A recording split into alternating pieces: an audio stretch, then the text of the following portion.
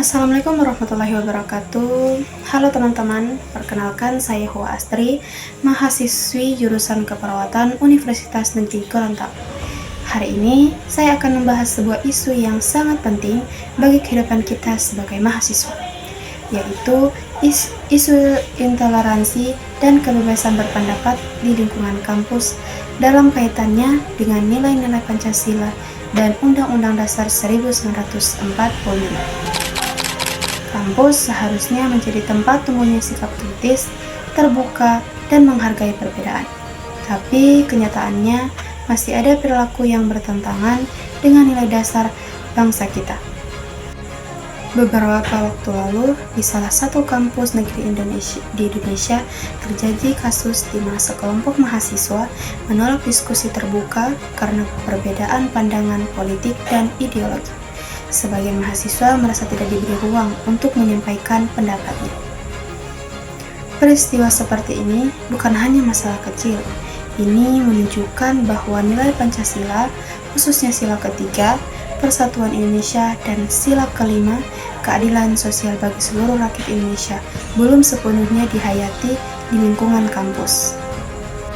Jika kita lihat dalam Undang-Undang Dasar 1945, Pasal 28E ayat 3, tertulis jelas, setiap orang berhak atas kebebasan berserikat, berkumpul, dan mengeluarkan pendapat.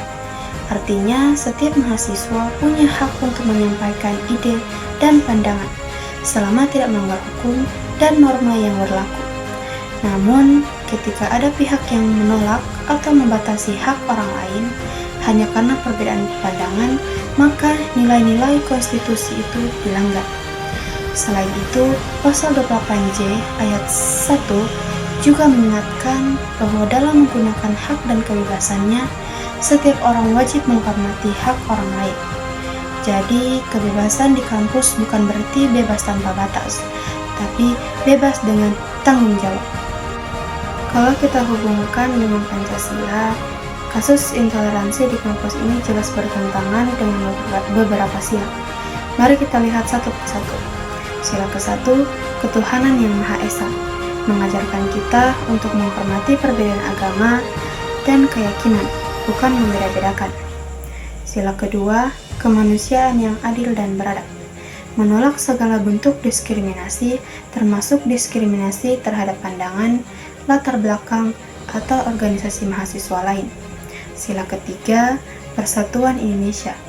Perbedaan adalah kekuatan, bukan alasan untuk memecah belah. Sila keempat, kerakyatan yang dipimpin oleh hikmat kebijaksanaan dalam permusyawaratan perwakilan.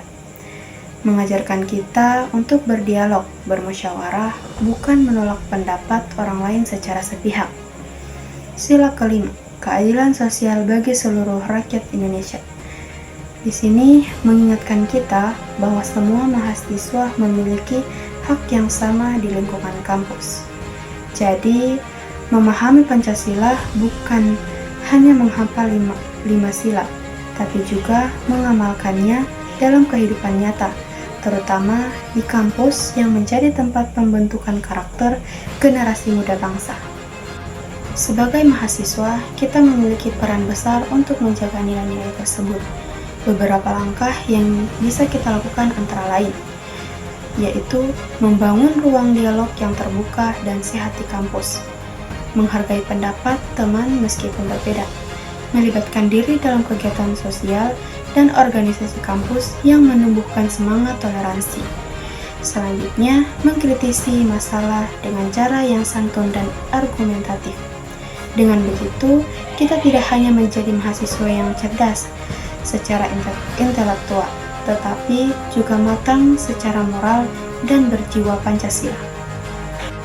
Teman-teman, nilai Pancasila dan Undang-Undang Dasar 1945 bukan hanya tulisan di dinding kelas, tapi pedoman hidup yang harus kita jalankan setiap hari. Menjadi mahasiswa berarti menjadi pelopor perubahan, bukan penyebab perpecahan. Mari kita wujudkan kampus yang inklusif, toleran, dan menjunjung tinggi hak asasi manusia sebagai cita-cita bangsa dan pembukaan Undang-Undang Dasar 1945.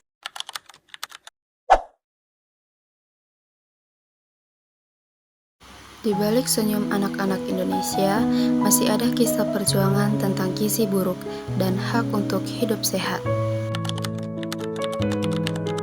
Kesehatan bukan soal angka, tapi juga tentang keadilan dan nilai kemanusiaan yang dijunjung tinggi dalam Pancasila dan Undang-Undang Dasar 1945.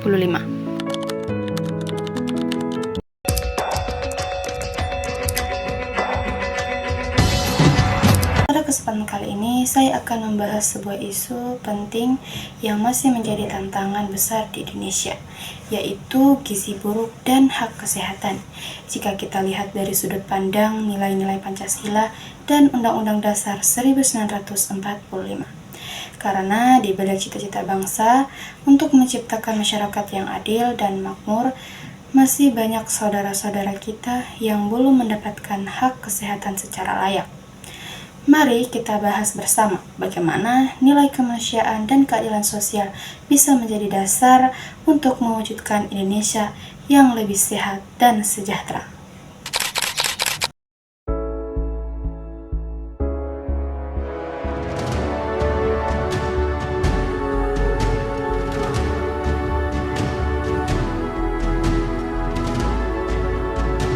Menurut data dari Kementerian Kesehatan, angka stunting di Indonesia masih cukup tinggi, terutama di daerah pedesaan. Stunting adalah kondisi gagal tumbuh akibat kekurangan gizi dalam jangka panjang. Biasanya terjadi sejak bayi dalam kandungan hingga usia 2 tahun. Akibatnya, anak menjadi lebih pendek, sulit konsentrasi, dan memiliki resiko penyakit yang lebih tinggi. Artinya, stunting bukan hanya masalah fisik, tapi juga masalah masa depan generasi bangsa.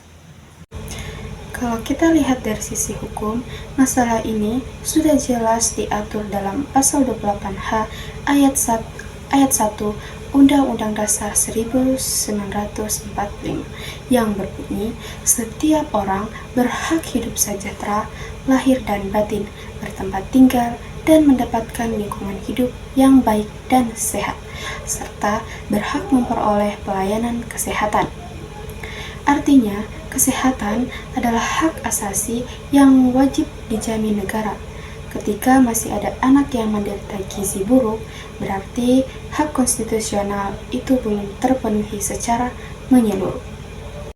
Namun, kenyataannya di lapangan masih menunjukkan adanya ketimpangan sosial. Ada keluarga yang mudah mendapatkan makan bergizi, tapi ada juga yang sulit, bahkan hanya untuk makan sehari-hari. Hal ini berlawanan dengan nilai Pancasila Sila ke-5, yaitu keadilan sosial bagi seluruh rakyat Indonesia. Sila ini menegaskan bahwa semua orang dimanapun mereka tinggal berhak atas kesempatan yang sama untuk hidup sehat dan sejahtera. Nilai-nilai Pancasila sebenarnya menjadi dasar moral dalam menyelesaikan masalah kesehatan. Sila pertama, ketuhanan yang Maha Esa.